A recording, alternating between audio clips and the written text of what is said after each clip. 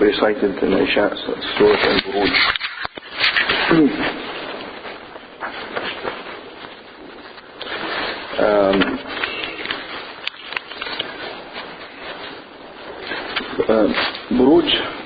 Burj is like a constellation of different planets or stars, almost like you can call a galaxy kind of big kind of Buruj.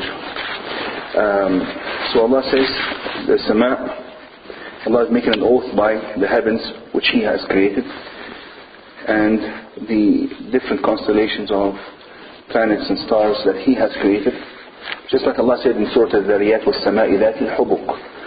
Same kind of thing. Hubuk means a group of different planets that are joined together. This is why Al-Habk means to tie very strongly between two things. Also, Al-Hubuk can mean something that looks beautiful. Like for instance, when a woman wears a dress and it has all these decorations on them, these are also called hubuk, and that also applies to the heavens, because the different planets are combined with each other very tightly in different groups and very organized in a very organized way. Nothing could be more organized than the planets and the stars, because the whole universe will collapse if it wasn't organized. If something just goes out of orbit without any calculation, we will all die and everything will go away. Subhanallah. So this is وَالسَّمَاءِ ذَاتِ الْحُبُكِ وَالسَّمَاءِ ذَاتِ الْبُرُوجِ. Also وَالسَّمَاءَ رَفَعْنَاهَا بِغَيْرِ عَمَدٍ تَرَوْنَهَا. Allah says that I have built this heaven. He called it a building, like a building, a structure that is built together. And He says, and it is connected by pillars that you do not see. بِغَيْرِ عَمَدٍ تَرَوْنَهَا. It is connected by pillars that you do not see. All these, subhanAllah, are very accurate descriptions of what we know these days of the heavens. Before that, if you just knew nothing and you just look at the heavens, you don't even know what is going on there, right? You don't know what the distances are between the different planets. So Allah makes an oath by His creation to draw our attention to that creation, because this creation tells us about Allah subhanahu wa ta'ala. Just like when, for instance, a carpenter makes a very nice bedroom, and you see how much craftsmanship there is in this bedroom, or an engineer makes a very delicate electronic device, and you just ponder and you see how intelligent this man is, how much skill he has, how accurate this man was, how he anticipated everything before he brought you this. When they make a car, they keep on telling you what the features it has, and that they've thought about everything. Subhanallah. And that because it tells you that there was a lot of science and a lot of planning behind this car that they made.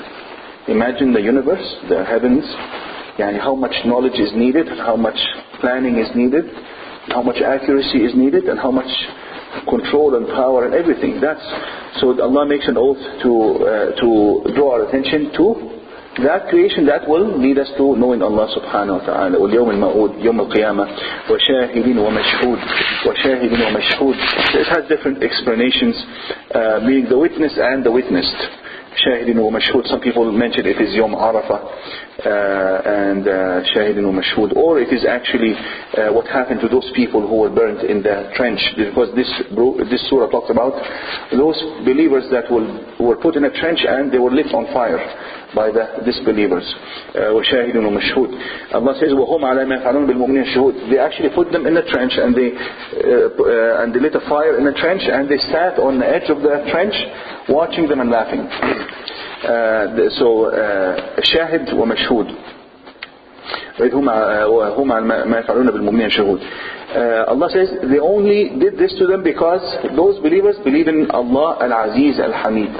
Al-Aziz means the one who could not be overcome. Al-Aziz, the word Izzah means someone who could not be overcome, could not be defeated. Al-Aziz. Al-Hamid, Hamid means someone who is very beloved, and everything that he does is righteous and according to wisdom and mercy. And you see the mentioning of these names in this incident is very important, Because people, when they see this happening to believers, they say, oh, where is their Lord? Where is their God that they worship? Could He not protect them? So Allah responds to this kind of wrong thinking that may come to the minds and hearts of people, that Allah is Aziz, nobody can overcome Allah subhanahu wa ta'ala, nobody can defeat Him, and that everything that He does is based on wisdom and a certain plan and mercy for everyone. Those people who were killed, of course, it is mercy for them because they get a free pass to Jannah immediately. And Allah subhanahu wa ta'ala does not make the shaheed feel the pain of death more than a sting of a mosquito.